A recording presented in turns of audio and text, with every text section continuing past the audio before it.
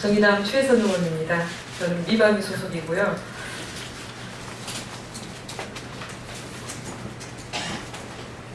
플랜카드가 좀 잘 되네요. 앞으로 오세요. 네. 이명박 박근혜 정부 언론장악 진상 규명을 위한 국회 청문회 촉구 기자회견을 시작하겠습니다.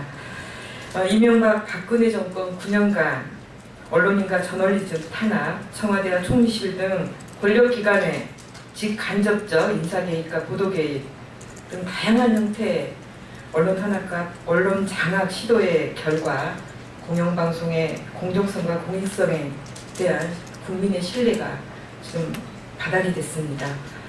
언론 탄압과 정연유착의 고리를 끊고 헌법에 보장된 기본권인 언론의 자유를 수호하기 위해서는 지난 9년간의 각종 의혹에 대한 진상규명이 반드시 선행되어야 합니다. 이를 위해서 국회가 국민의 대리자로서 언론 탄압, 언론 장악, 진상규명 청문회를 개최할 것을 촉구하는 기자회견을 시민사회단체 대표들과 함께 진행하고자 합니다. 먼저 참석하신 분들을 소개해드리겠습니다. 언론개혁 시민연대 정주찬 대표십니다. 매체비평 우리 스스로 메비우스라고 합니다. 노영란 사무국장 참석하셨습니다. 사단법인 언론인권센터 윤효진 오늘 참석을 안 하셨군요. 서울 YMCA 시청자 시민운동본부 한석현 팀장님 오셨습니다. 네. 한국여성민우회 미디어운동본부 정수라 사무국장님 오셨습니다. 그리고 옆에 더불어민주당 미방위 소속 김성수 의원님 오셨고요. 그리고 한국기독교교회협의회 언론위원회 임순애 부위원장은 함께해 주셨습니다. 먼저 우리 임순애 부위원장님이 기자회견문을 발표해 주시겠습니다.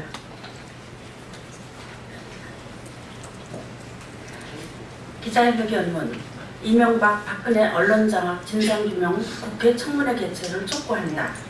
이명박 박근혜 정부 9년간 권력은 끊임없이 언론장악을 시도했다. 청와대와 국무총리실 등 권력기관은 직간접적으로 인사 개입과 보도 개입을 시도했고 언론인을 압박하고 저널리즘을 탄압했다. 다양한 형태의 언론장악 시도 결과 공영방송의 공정성과 공익성에 대한 국민의 신뢰는 상실되었으며 언론의 자유는 침해됐다.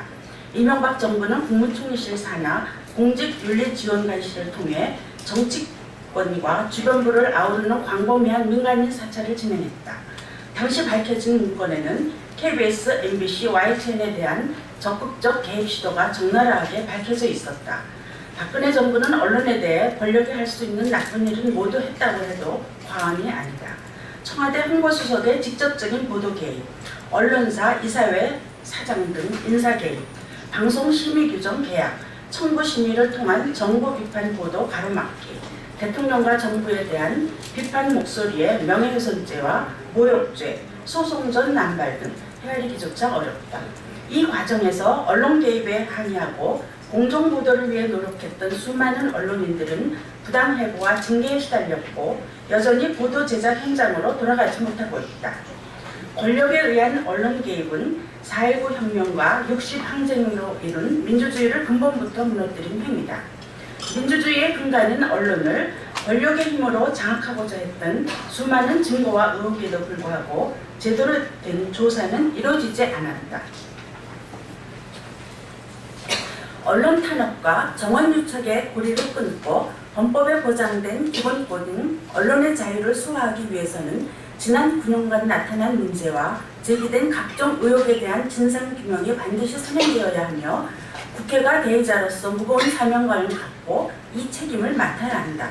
상임위 차원의 언론장악 진상규명을 위한 청문회 실시를 요구한다. 언론장악 욕구가 불러일으키는 악순환에 마침표를 찍을 때다. 이는 국민의 요구이자 시대의 사명이다. 2017년 6월 14일 언론개혁시민연대 매체비평 우리 스스로 민주언론시민연합 언론인권센터 서울 YMCA 시청자 시민운동본부 한국여성민우회 미디어운동본부 전국미디어센터 협의회 한국기독교교회협의회 언론위원회 국회의원 김성수 국회의원 추혜상. 이상입니다.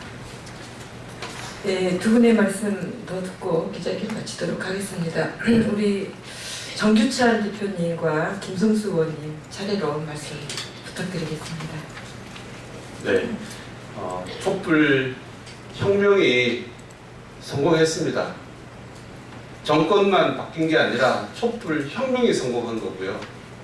그 촛불 혁명은 나라가 있는가, 이게 나라인가 라는 것에 대해 제대로 된 나라를 만들고 정상의 국가를 만들라라고 하는 지상의 명령으로 이어졌습니다. 그중 하나가 제대로 된 나라, 국가를 만들기 위한 언론개혁이었고 언론 검열, 통제의 적폐의 청산이었습니다. 그런데 지금 정권은 새롭게 바뀌어 출발했는데 혁명이 요구한 언론 적폐는 단 하나도 바뀐 게 없습니다.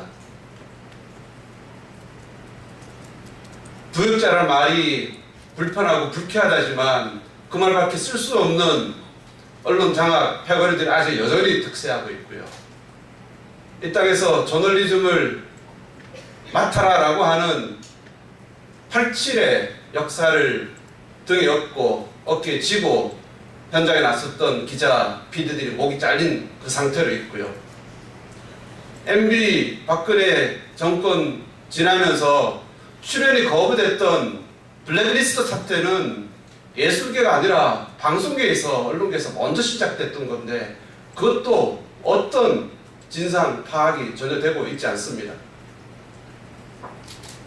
대통령 후보자가 지지난 정권에서 정말 핵심으로 활동했던 정치인이 종편 띄워 MBC 잡았는데 그거는 성공했는데라고 말하는데, 그래서 종편의 출범의 의도가 무엇인지, MBC 공영방송을 장악하겠다는 음모가 어떠했는지가 자신의 입을 통해서 나오고 있는데도 종편은 왜 출범했는지, 도대체 국가 권력은 어떻게 공영방송을 장악했는지, 그 와중에 국가 정보기관 등등을 어떻게 관여했는지 단 하나도 밝혀진 게 없습니다. 언론 장악, 현 보수 야당이 말하는 언론 장악 되지 않도록 하자는 언론 장악 금지법조차도 아직도 계속 지지부진 계류 상태죠. 그래서 그들이 요구하는 대로 도대체 무슨 일이 지금도 이루어지고 있고 과거도 있었는지, 그리고 우리 동아투이 선배들이 말하는 오랫동안 70년대부터 줄곧 한국 사회, 현대 사회에 멍해처럼 따라 붙었는지 언론 장악의 진상을 제대로 규명하자. 그래서 니들이 말하는 대로 없었는지 있었는지 있다면 무엇인지 하나하나 밝혀 촛불 혁명의 명령에 정말 책임있게 응답하자. 이게 뭐가 그렇게 과한 요구인지 모르겠습니다. 저희는 다시 한번 지금을 마치 언론 장악 음모라고, 방송 장악 공작이라고 말하는 보수 야당에 대해 정말 역사적 적폐 대상으로 전락하지 않고 싶다면, 그리고 본인들이 있는 미방위가 바로 그 적폐 대상으로 다시 한번 손가락질 대는 것을 원치 않는다면, 그렇게 정말 어떤 움직임도 보여주지 않고 국민의 명령을 단 하나 수행하지 못하는 국회조차 다시 적폐로서 지명되는 것을 정말 원치 않기 때문에도 당당하게 우리가 요구하는 언론 장악, 진상 규명을 위한 청문회, 진상 장악을 규명하고 조사하기 위한 특별조사위원회, 대통령 산하에, 그리고 동시에 국회에서 진행되고 구성되기를 강력하게 요구하고요. 그러지 않는다면 저희들은 더 이상 묵과하지 않고 저희들의 불만과 분노를 국민 모두와 함께 이 역할을 하지 못하는 의원들, 당, 국회로 돌릴 것을 분명히 하는 바입니다. 이상입니다. 네, 조금 전에 정규찬 대표님의 절절한 말씀 잘 들었습니다. 그리고 기자회견문에서도 밝혔듯이 지난 9년 동안 이 가리고 또 숨겨져온 언론 장악의 모든 실체들이 이제는 밝혀져야 한다고 강력히 촉구합니다. 우리가 요구하는 언론 청문회는 누구를 처벌하자는 청문회가 아닙니다.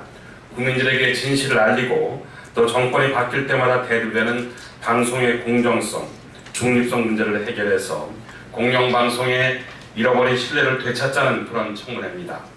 우리가 말하는 언론 청문회는 적폐청산보다는 국민 통합을 위한 청문회가 될 것입니다. 부디 보수 야당들은 우리의 정당한 요구에 긍정적으로 화답해 주기를 강력히 촉구합니다. 마무리 말씀 제가 한마디 드리겠습니다.